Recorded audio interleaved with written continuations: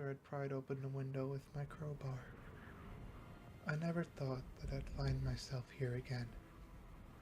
The building stood as a ghost in the snow, ravaged by time and the elements. I loathed being back here when it pulsed with life, but now a union of curiosity and necessity urged me to desecrate this resting place. Though caution wasn't of much importance here, I still went about sneaking through the window quietly. It was a trait that had since been embedded into me. Once inside, I took a moment to glance around. I found myself in the foyer, again greeting me after having been away nearly a decade. It had been worse for wear when I was then a part of the lifeblood, keeping the place alive, but now it had truly succumbed to decay. The receptacle, the keeper of my wasted hours, silently beckoned to me as a panel fell from its side.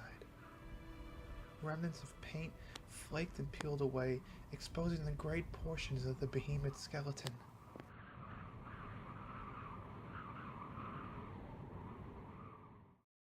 Bitterness coursed through me as I made my way up the stairs. These groaned with protest from being disturbed. One decided to give in and crack beneath my feet, though I was fortunately able to avoid falling through. While I innately knew there would be nothing of note, nothing useful which would extend my petty existence by a meager few hours, that previous union still dictated my search. From my side pocket, I produced a torch, sweeping its dying light on either side of me. Like the keeper downstairs, these empty rooms too beckoned to me.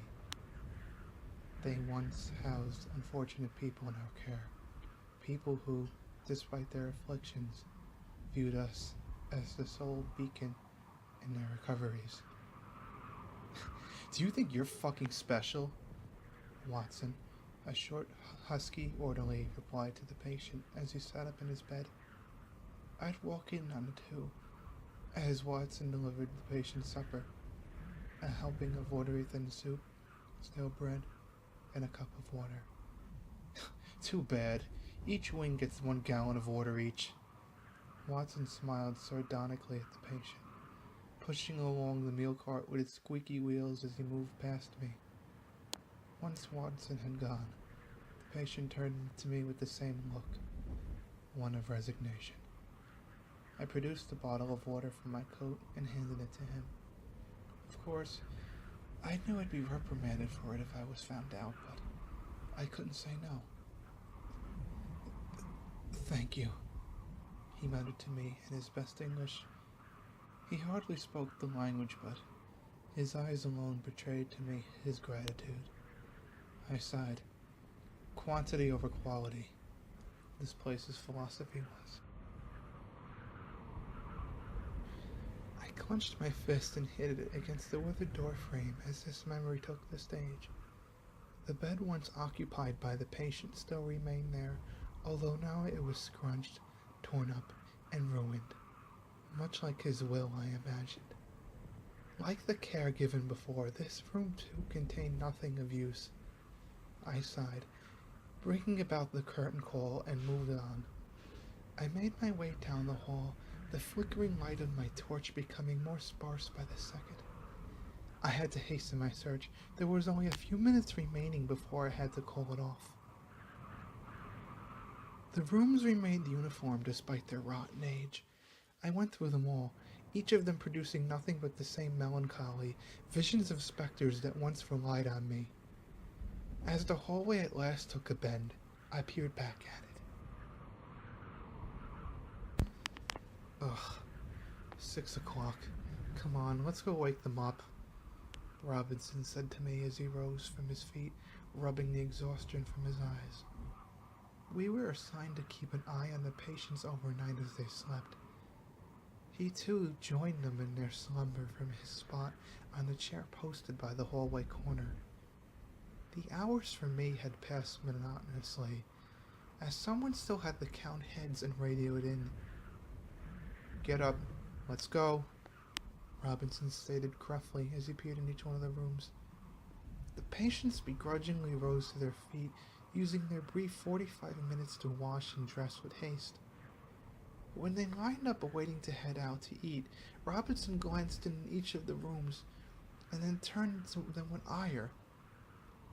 Who the fuck left their clothes by the bedside? Though some of the lines shifted uncomfortably, there was no answer. Do you think I'm joking? Who the fuck left their clothes by the bedside? One of the patients, a shorter, meek fellow, stepped in out of acknowledgement.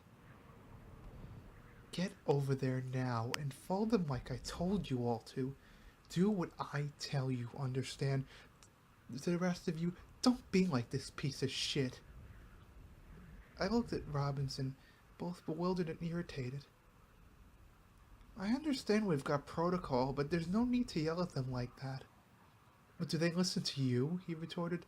You've got to establish yourself as an authority figure here. An authority figure that neglected and abused his position.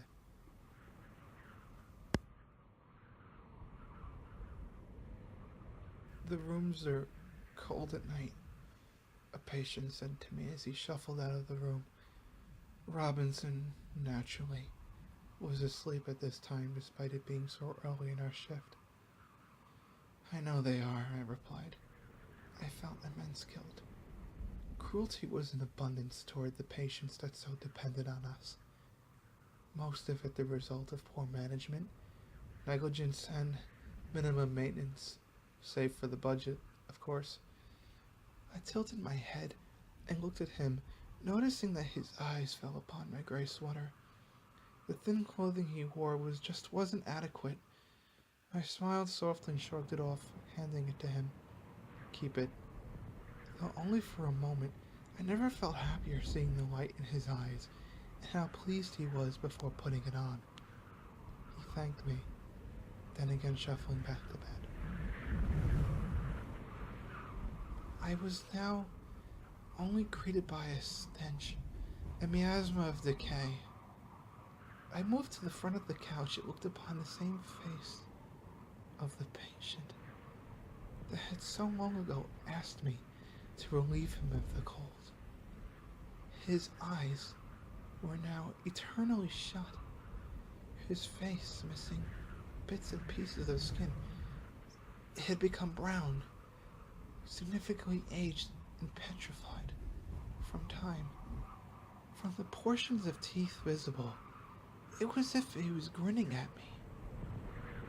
I was frozen, both from the ghastly sight and what he was clad in. It was the same gray sweater, aged but still providing a shell from the cold. From its pocket, I noticed something peculiar. As much as I didn't want to, I knew I had to. I pulled it out. It was simply an energy bar, the last of what sustained him before he died.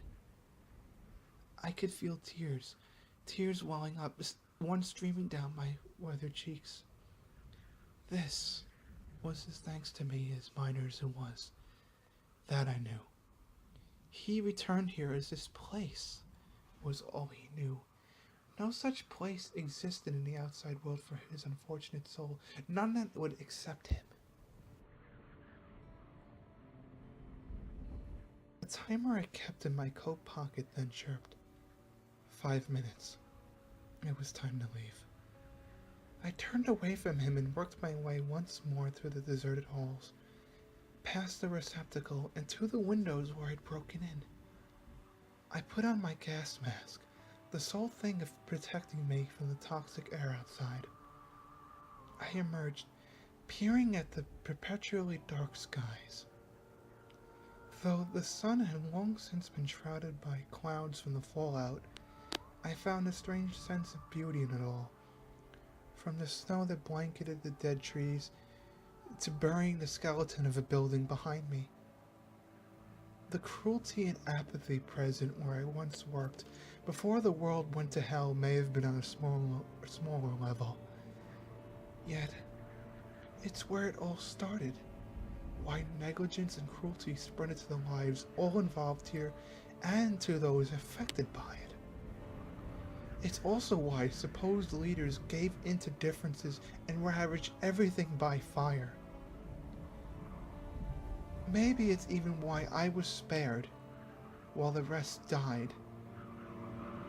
For all I knew, I was the last glimmer of light the world had now, the last bit of life.